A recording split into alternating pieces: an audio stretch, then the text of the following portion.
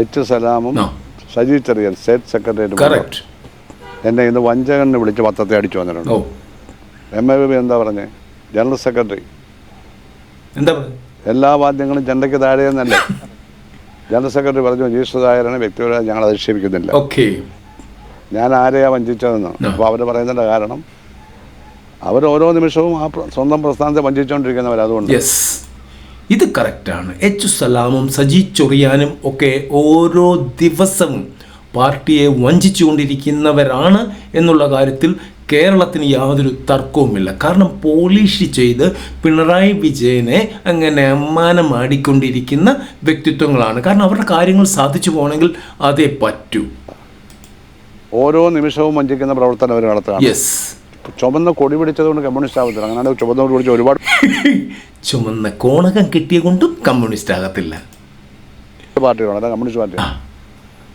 Communist പാർട്ടിക്ക് ഒരക്ഷരം ഞാൻ പറഞ്ഞു ഈ നിമിഷം വരെ പറയത്തില്ലെന്ന് ഞാൻ പറഞ്ഞില്ലേ.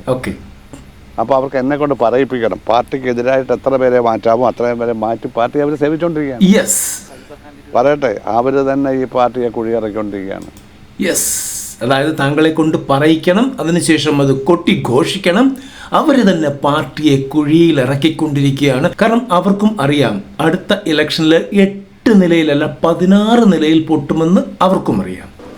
തൊഴിലാളി വർഗത്തെ എന്ന് വഞ്ചിച്ചു, അതോ തൊഴിലാളി വർഗത്തിന് ഇവിടെ സേവനം അനുഷ്ഠിച്ചു? ഇവരെന്ത് സേവനം അനുഷ്ഠിച്ചു? അതുകൊണ്ട് മലന്ന് കിടന്ന് തുപ്പണ്ട.